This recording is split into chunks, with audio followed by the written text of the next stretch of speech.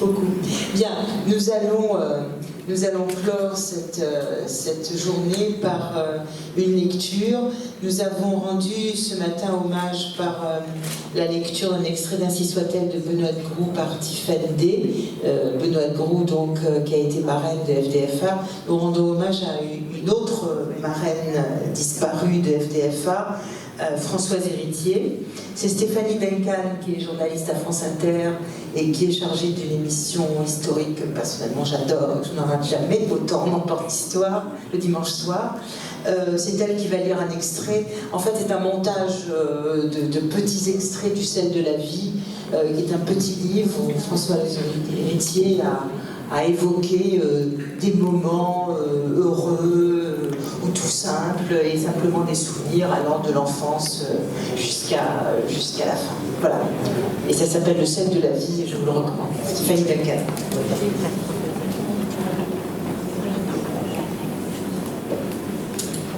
Bonjour à tous. C'est un livre, effectivement, c'est un hasard que vous me proposiez de lire ce texte. C'est un livre que j'aime beaucoup. J'ai eu l'occasion aussi de rencontrer Françoise Héritier pour en parler. Elle était venue à France Inter pour parler notamment de ça, de ce livre-là, et puis une autre occasion aussi pour parler de son combat, de son travail en tant qu'ethnologue, anthropologue et féministe qu'elle était aussi.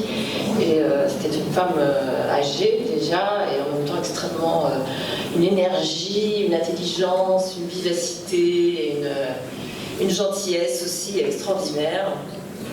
Et je me souviens d'elle, on savait qu'elle était malade, qu'elle avait des problèmes pour y passer, etc. Alors on lui avait proposé au départ, si elle voulait qu'on vienne chez elle pour faire l'interview, elle dit non, non, non, non, je vais absolument venir, je me déplace, etc. Et je me souviens donc d'avoir accueilli à l'ascenseur, elle est sortie de l'ascenseur, et elle était assez petite et elle était un peu courbée. Et elle me demandait ça va, etc.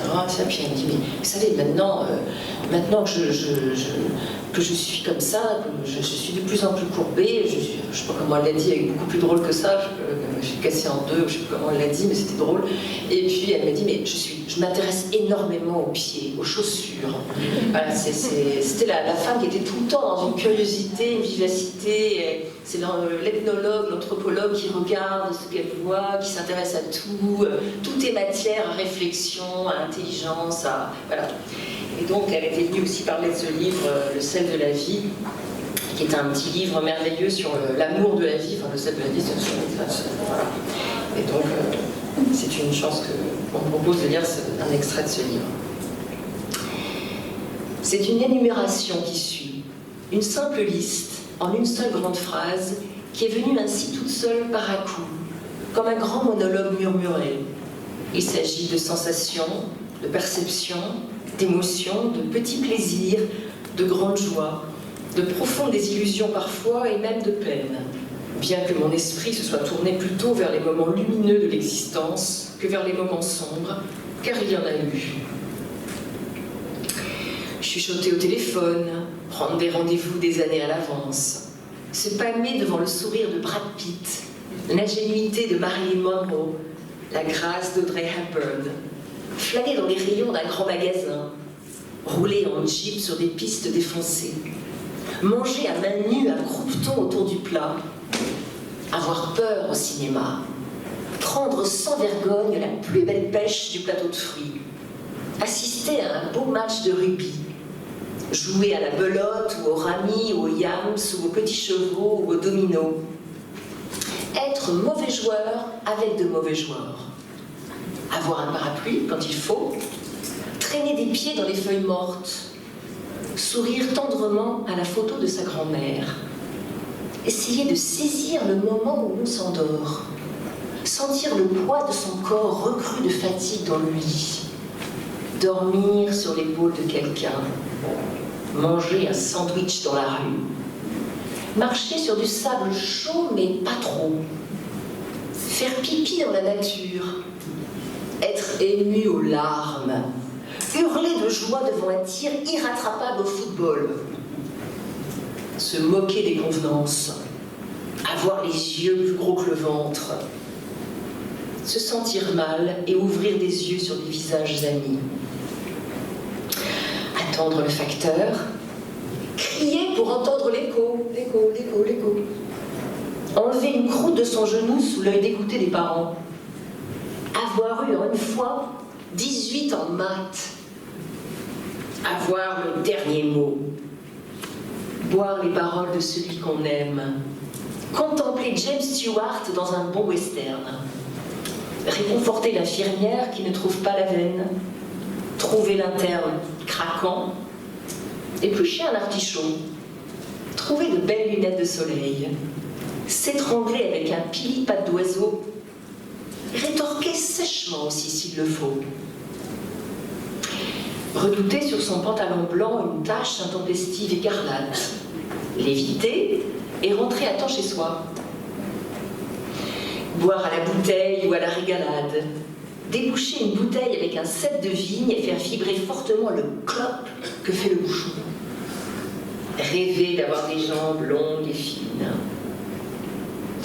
se remémorer avec plaisir les quelques rencontres qui ont marqué, exulter secrètement quand quelque chose se place comme on l'avait prévu, trouver que le fond de l'air est frais et qu'on mettrait bien une petite laine, s'étonner du rajeunissement des gens autour de soi et prendre un professeur d'informatique de 25 ans.